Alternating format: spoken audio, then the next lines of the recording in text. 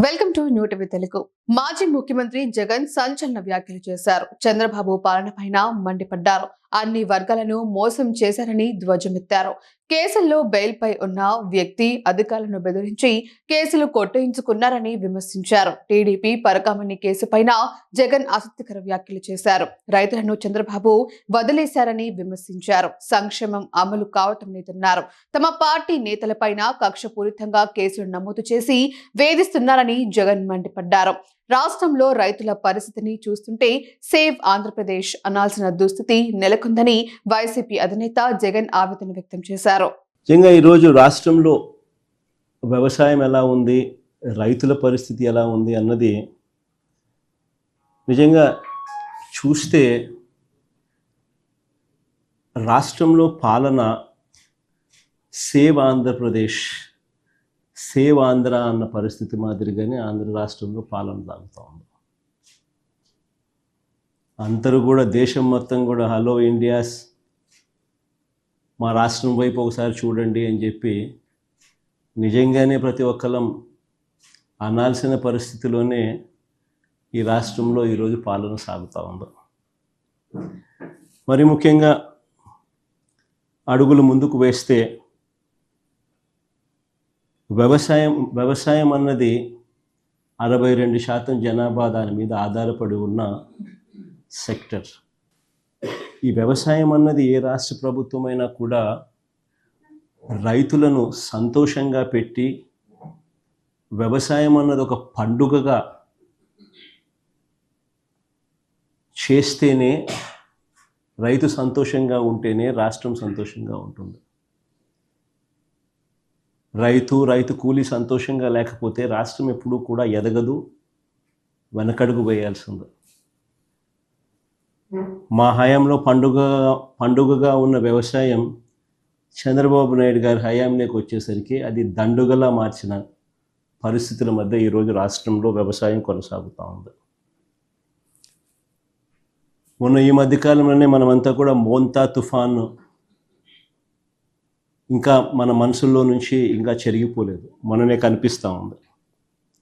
అసలు ఆ మోంతా తుఫాను వచ్చినప్పుడు మీ అందరికీ కూడా అవగాహన ఉండి ఉంటుంది. అసలు ఏ రకంగా దానికి బిల్డప్ ఇచ్చారని అంటే, ఇక్కడ నుంచి చంద్రబాబు నాయుడు ఆర్టీజీఎస్ కార్యాలయంలోకి పోయి ఆయనతో పాటు ఆయన కొడుకు, ఆయనకు తోడు ఆయన దత్తపుత్రుడు, ఏ రకంగా ముగ్గురు కలిసి ఏ రకంగా దాన్ని అసలు ఎలాంటి బిల్డప్ ఇచ్చినారు అని అంటే, వాళ్ళు ఇవ్వడము, దానికి తోడు వాళ్ళ ఎల్లో మీడియా, వాళ్ళ ఈనాడు అయితేనేమి, వాళ్ళ ఆంధ్రజ్యోతి అయితేనేమి, వాళ్ళ TV5 అయితేనేమి, అసలు ఏ లెవెల్లో బిల్డప్ ఇచ్చినారు అని అంటే, ఏకంగా వీళ్ళే తుఫానును పీకబట్టి డైవర్ట్ చేసినట్టుగా, అసలు వీళ్ళు గన ఆర్టీజీఎస్లో గన టీవీల ముందర గన ఆ కంప్యూటర్ల మీద వీళ్ళు గన కూర్చోకపోయినంటే అసలు ఇంకా రాష్ట్రంలో తుఫాన్ ఎఫెక్ట్ ఇంకా ఏ స్థాయిలో ఉండేది అని అంటే, వీళ్ళు కాబట్టి దాన్ని ఆపగలిగినారు అన్న లెవెల్లో బిల్డప్ ఇచ్చినారు. బిల్డప్లో చూసిన తర్వాత చివరికి విషయానికి ఎన్నిక వస్తే తుఫాను చేసిన తుఫాను చేసిన బీభత్సం, ఆ డెవస్టేషన్ తర్వాత ప్రభుత్వం స్పందించిన తీరు, ఫైనల్ పరిస్థితులు ఏమిటి అని చెప్పి చూస్తే, తుఫాను కారణంగా నష్టపోయిన ఏ రైతుకు కనీసం ఒక పైసా సహాయం అందలేదు.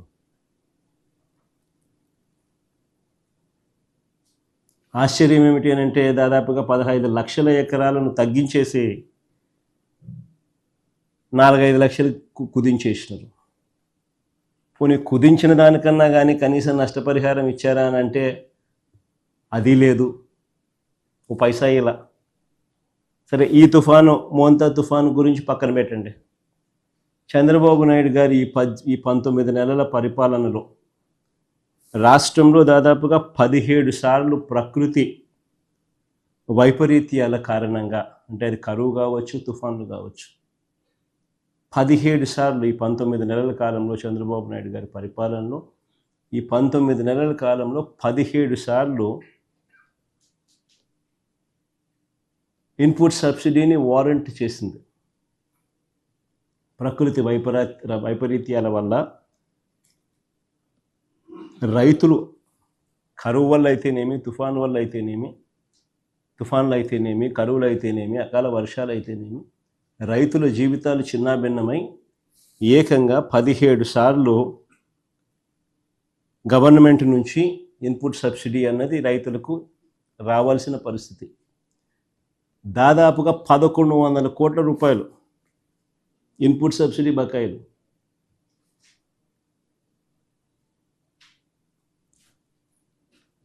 ఇచ్చి పుణ్యం కట్టుకోలేదు పెద్ద మనిషి. కట్టుకోకపోగా పైగా ఈ పెద్ద మనిషి రావడం, వస్తూనే రైతులకు ఇంతకు ముందు వరకు కూడా హక్కుగా ఉచిత పంటల బీమా అన్నది మా ప్రభుత్వ హయాంలో, వైఎస్ఆర్సీపీ ప్రభుత్వ హయాంలో హక్కుగా రైతులకు ఉచిత పంటల బీమా అనేది రైతులకు దక్కుతూ ఉండేది.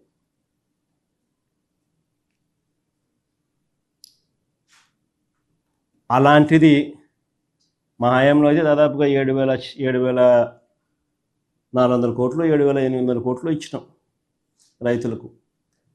ఉచిత పంటల బీమా ప్రభుత్వమే చేసి, రైతు తరఫున కూడా ప్రభుత్వమే కట్టి దాదాపుగా 7,800 కోట్లు, 7,400 కోట్లు, ఎగ్జాక్ట్గా నెంబరు 400-500 crores అటు ఇటు, 7,400, 7,800 crores ఆ కైండ్ ఆఫ్ సపోర్ట్ ఫార్మర్స్కు ఇవ్వడం జరిగింది.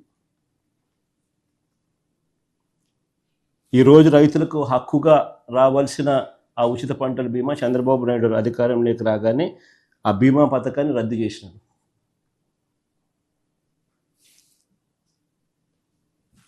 రైతుల పరిస్థితి ఈరోజు ఒకవైపున ఇన్పుట్ సబ్సిడీ రాదు, మరోవైపున రైతులకు హక్కుగా రావాల్సిన ఇన్సూరెన్సు సొమ్ము చంద్రబాబు నాయుడు పుణ్యాన రాకుండా పోయింది.